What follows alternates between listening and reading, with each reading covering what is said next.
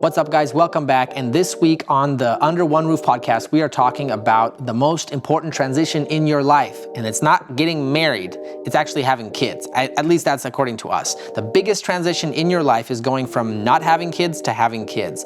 That is a total paradigm shift and completely reorients the priorities of your life. And it also produces some unique challenges. So this week we talk about those challenges and we talk about how to overcome those.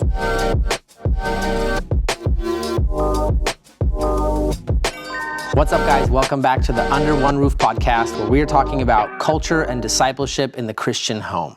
Today, we're talking about probably one of the biggest transition points in life, and that is what? Becoming parents. Becoming parents. So this is like something that's happening in a lot of our friends' lives around us, in our community, a lot of young families. That's such a blessing to see young families not only getting married, but having kids.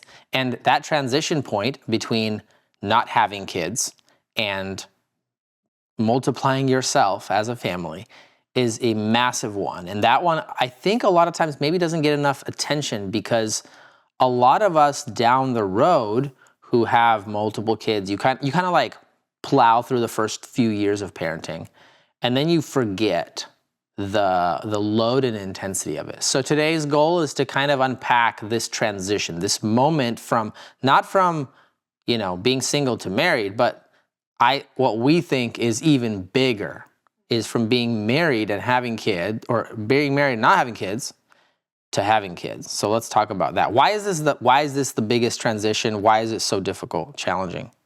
Yeah, I think I've just been talking to a few new moms and I've been reminded of that season where I had my first baby and going from, you're married, you're pregnant, you're anticipating, but then the way your entire world completely changes. Everything about it's the biggest change I think any human can go through in life is to become a parent. And with it comes so much changes and shifts in your entire worldview and the way you approach your every single day, and your marriage and your family changes and your body changes. And so there's so much that goes into it. And I think sometimes for young moms, just speaking from experience, when you are in a community where a lot of people are having kids and it's not talked about, like the challenges are not as talked about, or maybe you're looking around and you don't see a lot of moms struggling the way you are. Mm-hmm. Everyone just seems to have it together. Everyone is doing such a great job. It's just flawless. They become a mom and they're just, nothing really changes. They look amazing. They feel amazing. And they're just going about their life. But maybe for you, you're really struggling. And I think we want to speak into that a little bit. What helped me and what helped us, what mindsets we really embrace to help us through that and deep into parenting that I think really sets you on the right trajectory. Yeah, it's kind of crazy that you make this transition to become a parent where you are now shaping another life, another eternal soul human being. And you make this transition during some of your most challenging times in life. I mean, I think a lot of our friends are having kids in their 20s, which is awesome. That's not like what you see in the broader culture where people are waiting till their mid to late 30s, which some people, life circumstances, but by choice, that's really tough. I mean, I just heard a statistic yesterday. Right now, the average age for a male to get married for the first time is 30. Dang. Which is way later than it's been. So, which shows you when they're starting to have kids, it's past 30. Yeah, and I'm not trying to dog on people who got married at 30. Like, some people's lives just take that turn and it's not inside their control. I'm not judging that. I'm saying if that's the average, I think men should be getting married in their early 20s and spending their early 20s building a life rather than, doing whatever. Now, again, sometimes people are trying, they want to get married. God doesn't open that door. I am not at all speaking into that. I'm speaking into the choice of the culture today to wait to build a family. And it's interesting, but a lot of people who are in their mid-20s, having kids, building a family, this is the time of life where you still are trying to figure everything out. You don't know what you don't know what your deepest convictions are. You haven't figured life out. You're financially strained like heck. Everything is tough. And this is the time when you're having kids and shaping their lives. So it's like, God orchestrates life this way that you're not really ready for this. Yeah. You're never really Right. ready, but that's okay because you dive into the fray and you lean on God's promises, on his word, and you lean on his grace working through the Spirit to empower you. And he does because he's faithful, you know. But the mindset really matters. It's important to know what to expect and how to think about it, right? Because when you just find yourself in this rock tumbler, a lot of times it's hard to maybe orient yourself. So maybe first of all, talking from the motherhood side of things, what are some of the challenges? Maybe some of the, I think, so for women, probably, you find yourself with a baby, your life is completely changed, you're now tethered to this human being. And again, we don't want to speak as babies as like parasites. Like children They're not, are a blessing from the Lord. This is the greatest joy to have kids. Psalm 127, I love, sons are indeed a heritage from the Lord, offspring a reward. Like arrows in the hands of a warrior are the sons born in one's youth. Happy is the man who has filled his quiver with them. They will never be put to shame when they speak with their enemies at the city gate. Like happy is the man and woman whose quiver is filled with the arrows. This is awesome. This is the most amazing investment you can make.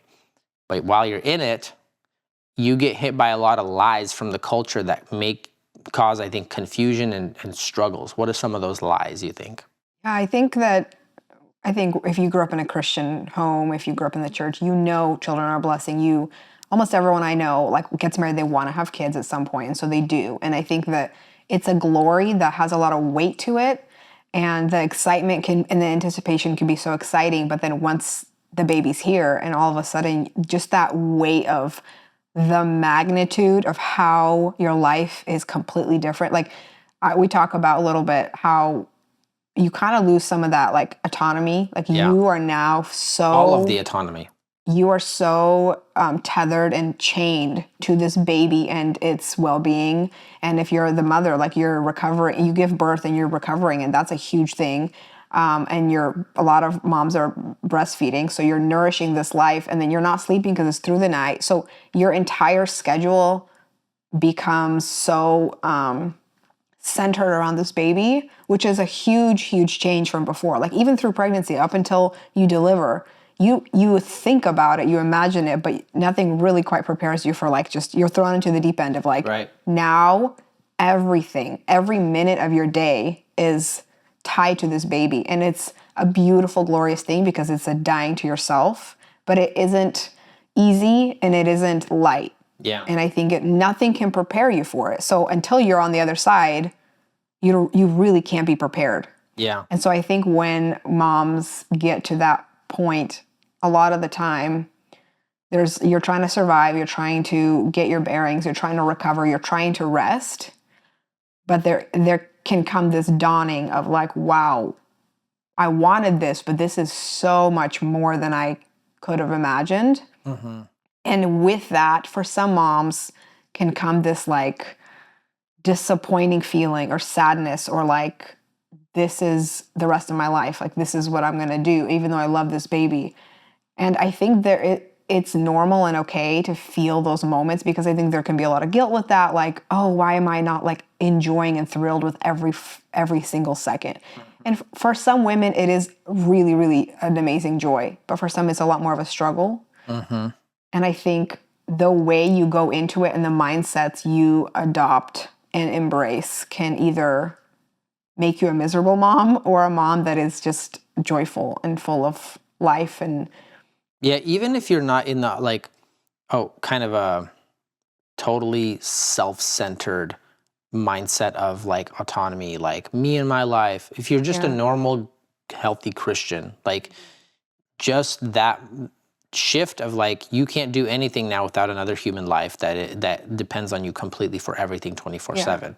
Yeah. That's a massive paradigm shift. And it is obviously impacts guys too. We'll talk about that in a minute. But for women, it's a lot more because you're a mom, you're staying at home with the child, and most moms who, like maybe there's situations where they have to work, but I'm sure the vast majority of those moms are still like, man, I wish I could just be at home with the kids. Yeah. And so there's this deep sense of calling, but with it is a massive paradigm shift, because you used to be out in the world working, doing things. You never had to check with anybody about what you're going to do in the next Even the 60 basic minutes. things like going to the bathroom and having a quick snack or taking a shower.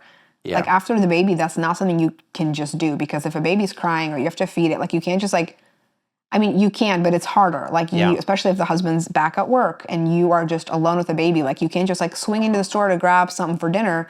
All of a sudden, the baby has a blowout. Sometimes you have to pull the car over and get in the back seat to feed the baby, because now your life has to, like, on a maximum level, just slows way down. Yeah. And everything becomes much more complicated. To leave the house becomes more complicated. So you take on a completely different role. And that's what we say. I think it's the biggest change it's bigger change than single to married and any other changes, career changes. This is an entire life calling. And so I think something that really helped me in those times, and I think would encourage other moms as well, is embracing the calling, even though it's heavy and it's not easy. Embracing the calling of motherhood. And I think something that early on I heard in a podcast, that if the Lord has given you a baby, that means he's called you to motherhood. Sometimes the world will tell you lies, or I think a lot of women struggle with this temptation to be like, well, I'm just not naturally motherly. All my friends over there, they're so nurturing, they're so motherly, they're so feminine, it comes naturally to them. But to me, either they don't feel like they're naturally motherly, or they think, I didn't have a nurturing mom, as an example, so I never experienced it, so I have nothing to compare to. And so they start to think the other moms are doing a good job because it comes naturally to them, but to me, it's harder because it doesn't come naturally to me. Yeah. And therefore, maybe I'm not meant for this, or those kind of lies. And maybe they're not thinking that directly, but the temptation is there. And I think that's from the enemy. But just the undeniable fact that if you have a baby, if you've birthed a baby, God has called you to be a mom. And he will also equip you and give you everything you need to be a faithful mom. So put aside any of your expectations and any of your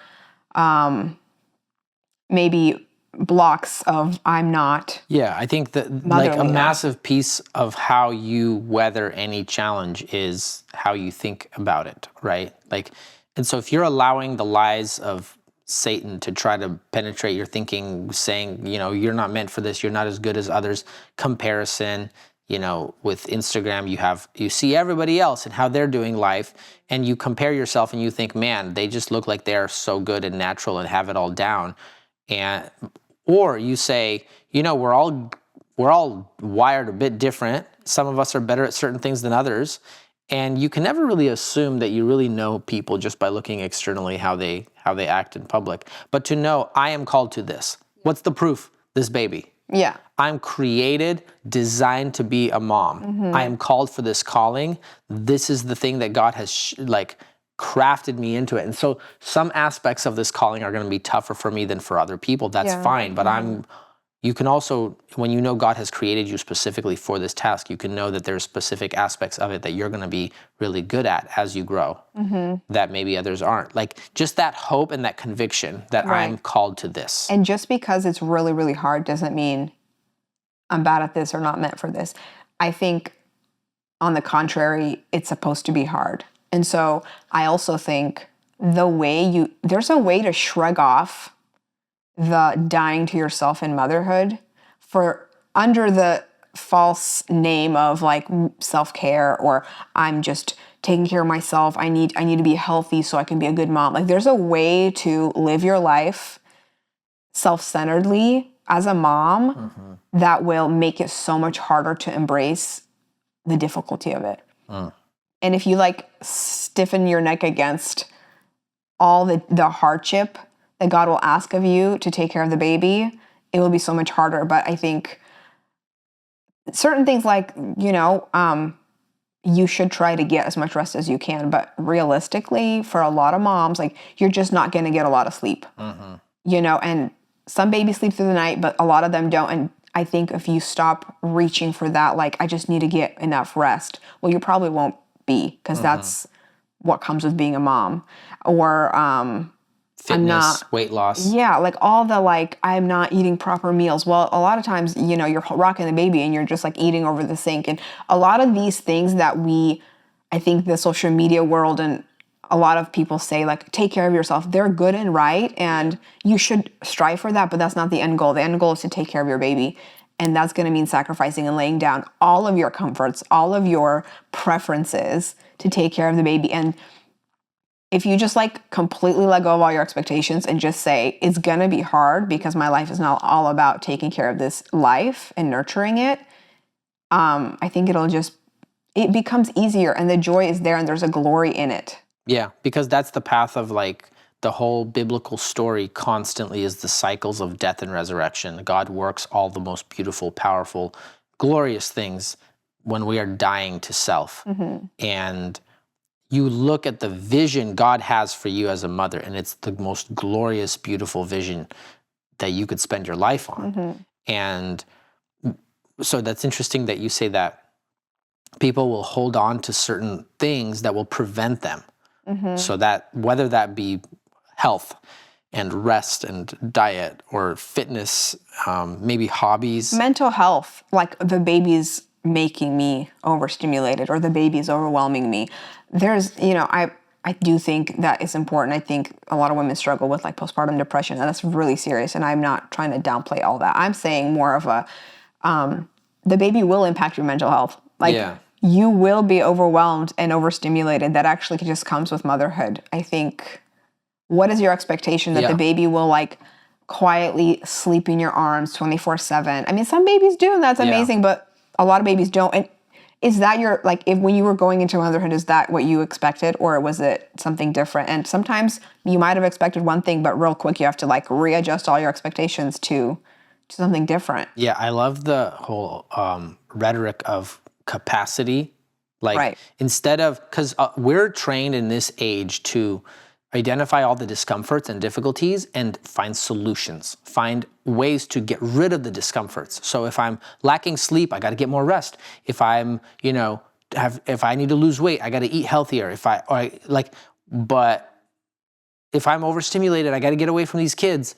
Well, yes, to an extent, but also this is an area where you're going to grow capacity. Right. When you need to grow your ability to go without sleep, grow your ability to be stimulated, overstimulated, and growing your patience. Handle yourself. We call, like, the Christian term for that is sanctification. Like you lean into these hardships and you pray to Christ to work through this and sanctify you and make you a stronger, better, more powerful human being. Yeah.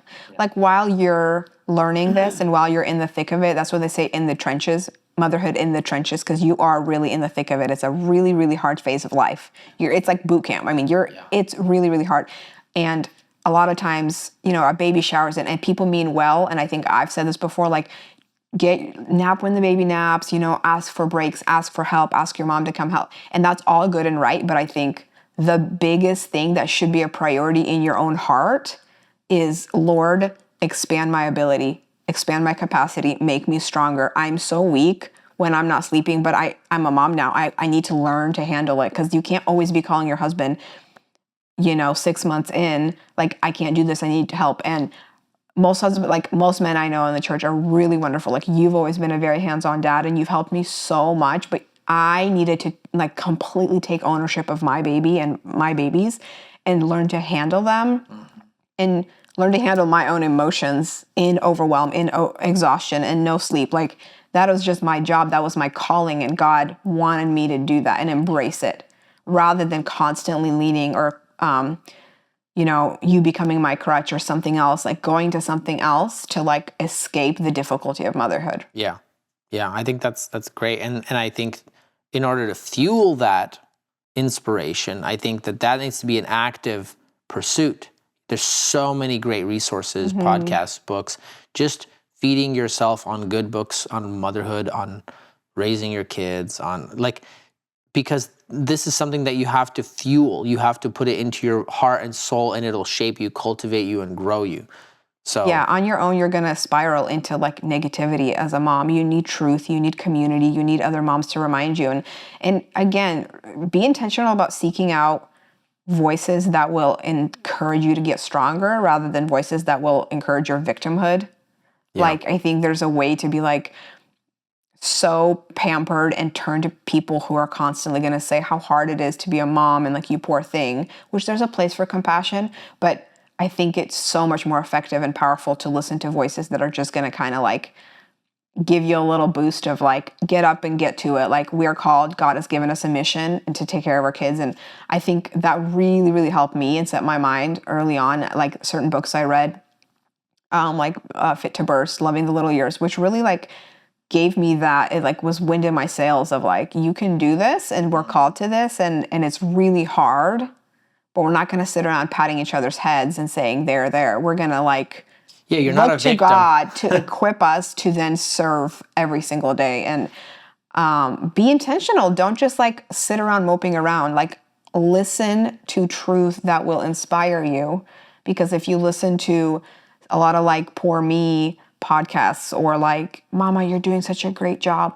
you need to intentionally fill your life with truth that is encouraging, and that's stretching you a little bit. Yeah. Do you think that comparison is a big, like when, because the other thing that every family, every pregnancy, every woman, every baby is different. Mm-hmm. And so I think that there's this really big thing that the enemy uses to, like, you just look at another woman in your life and you're like, she just seems to have it so easy. And some first babies are super easy. Some first babies are extremely difficult and challenging. They cry a lot, like, right? So, and some women get hit harder at the 2 baby mark versus the 1 baby mark. And like, you can't allow the lies of comparison to like soak in and make you believe things that are not true about yourself and about motherhood and about your calling. I think that that's a huge thing. Some women don't have any negative emotions. They love, everything's great. They recover physically. Like, boom. Some women, there's like, even postpartum depression is very real and serious and needs treatment. But then there's also like the lower version of like baby blues, which comes and goes, and like, that's like very normal, like feeling low, emotionally down, emotionally weird. Like, all of that stuff is part of the process. And I think some women probably, they're in it, they're feeling all of this and just like, I am the worst. And especially if there's no one you feel that can relate to you. Like, if all your friends are like doing an amazing job and they bounced back really quick and you're like, am I alone? I think comparison is never helpful. But you can't help it. Right. And I think you just have to like filter that in your mind. You have to think through correctly how you view yourself in relation to what others. does faithfulness look like to you? And not how your friend is accomplishing 100 things running around with a baby and you can barely leave the house. Well, how about you do the best you can with what you're given and your ability, and constantly challenge yourself to like expand your abilities and pray for that. Yeah, that's really good. So talking about women, now talking about maybe like the men, I think this shift, it's obviously more dramatic for the woman because guys are called to provide and go to work, and the husband is on leave for a few weeks and then he has to go to work. So that is, for many men, I think, probably sort of an escape in the very difficult years. In some sense, work is very stressful in its own ways, whatever your job is, depending on.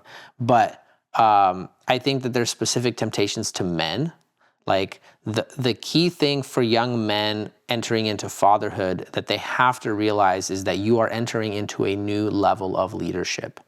Like, you are the leader of this home. And Ephesians chapter 5, Paul makes it very clear. Love your wives like Christ loved the church. We like to emphasize the submission, but the calling to love means that you have to take ownership, just as the wife has to take ownership over her motherhood and not try to keep outsourcing her stressors and hit snooze on the difficulties. The husband has to take ownership over his leadership. And that means not just being overwhelmed by your wife and her emotions or her healing process, the baby and all this stuff, but like really truly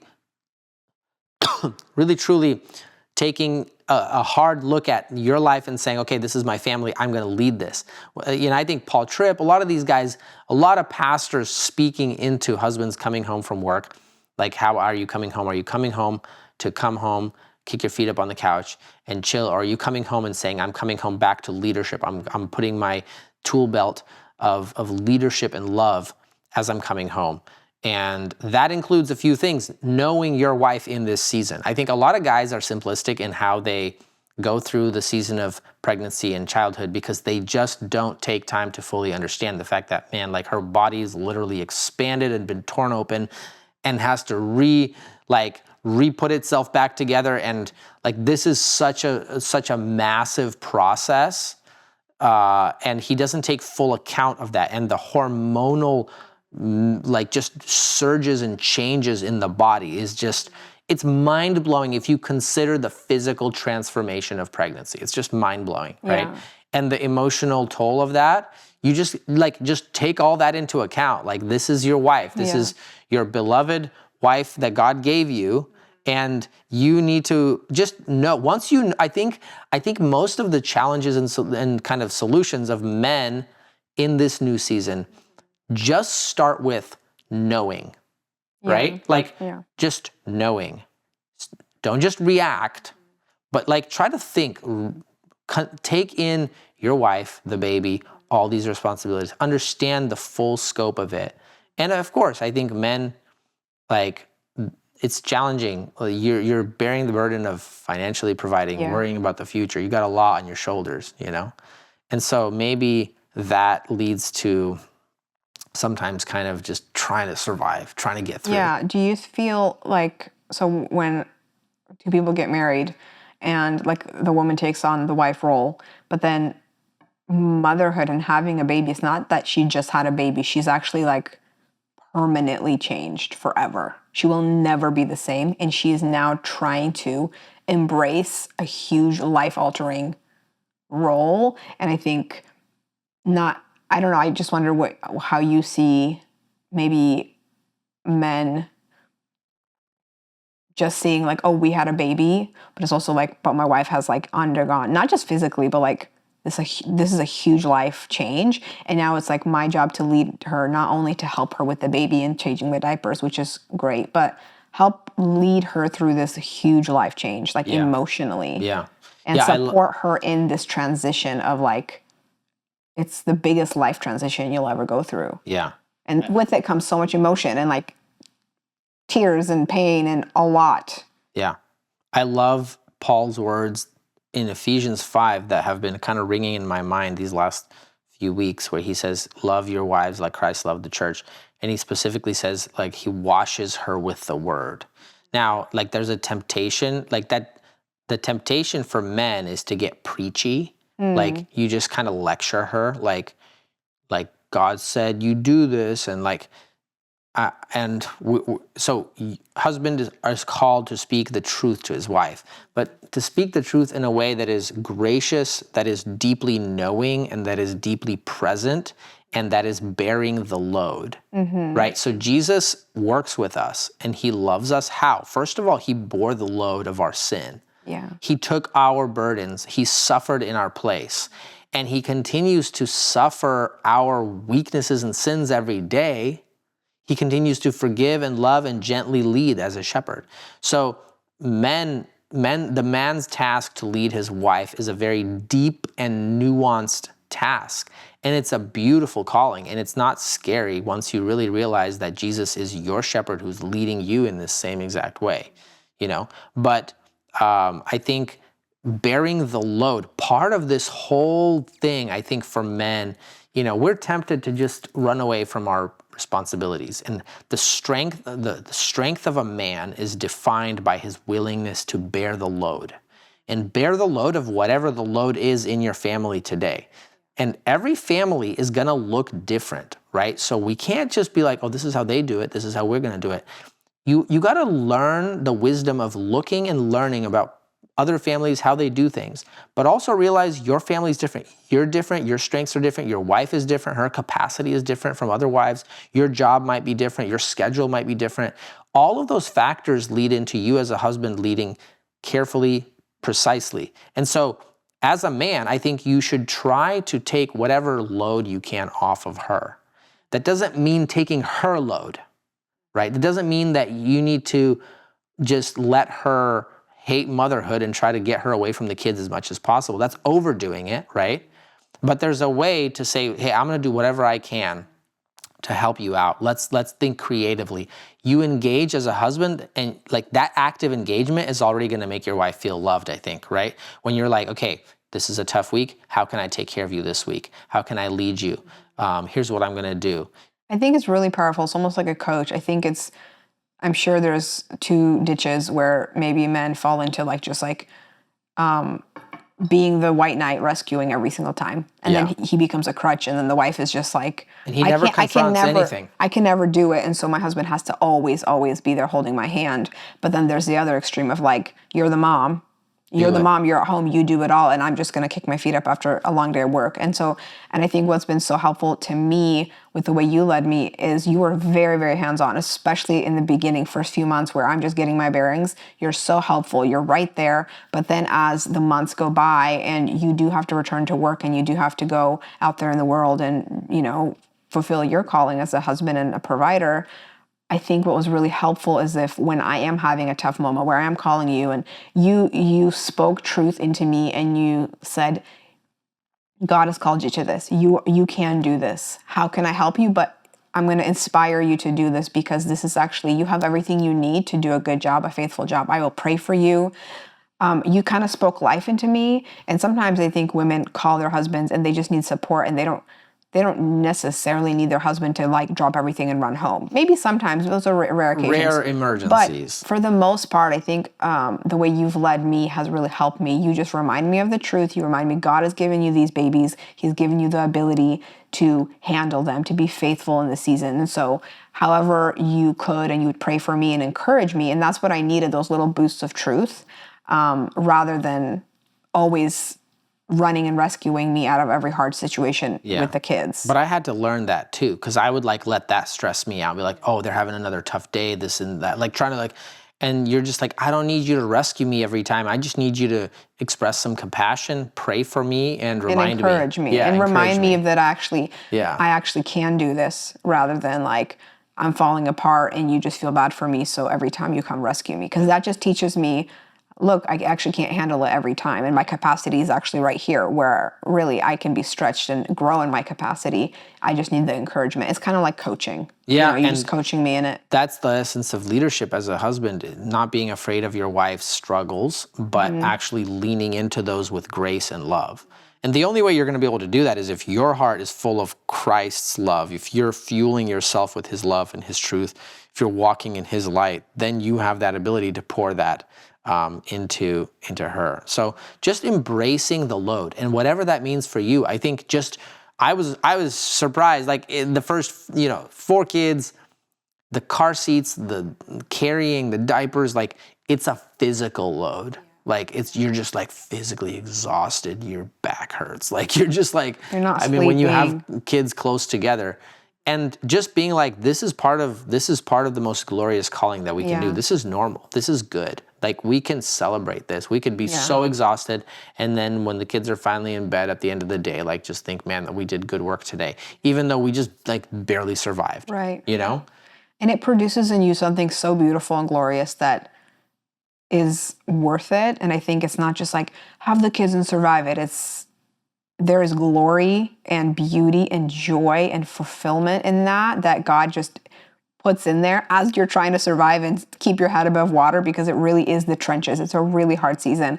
But I think our encouragement to the young families just starting out, like keep going, have the kids, embrace dying to yourself, because what it produces is just a glory that you can't get by living for yourself, by living a comfortable life, by being super, super calculated and measured with how you spend yourself. Like just spend yourself on your kids and do the hard thing, because you will never regret it, and it will produce in you a beautiful maturity and capacity that you wouldn't have otherwise. Well, and when you're in the trenches, it's very hard to see beyond. But the fact is that we need to be reminded that this is going to pay off. This is not always going to be this hard, and it's completely worth it. Yeah. And for us being on, I feel like we're on the cusp of just on the edge of the little kid's life out into like older kids.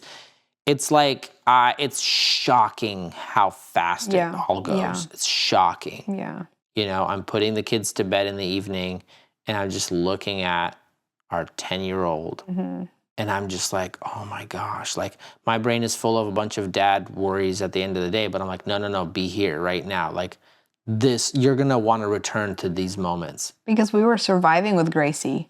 It was hard and glorious and beautiful. And now she's 10. It was like this. It's just so quick. And it just makes you want to go back and like, in those moments of like rocking her at night. Soak those moments. But she's gone. And babies don't keep. They grow up. They're never the same. Day by day, they're changing, they're growing. And so it's like, you're on this roller coaster and you're like, survive it, but enjoy it. Yeah, be present. Enjoy it. It's a hard thing to do, but. Yeah. And just learn to laugh about stuff, you know? Yeah. Like just learn to laugh about the insanity of it rather than take it too seriously, because it really is passing by so quickly.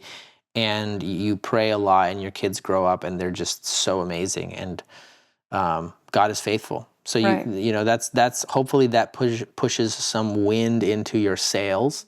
Hopefully that's some encouragement. We would love to hear from you guys. If you're watching this, you know, on YouTube, let us know what your thoughts are, what your experiences have been, any reflections or any follow-up questions you may have. We would love to hear. So again, we're kicking back into a whole season of all these conversations. Let us know what you think. Thank you guys for tuning in again, and we'll talk to you guys again soon.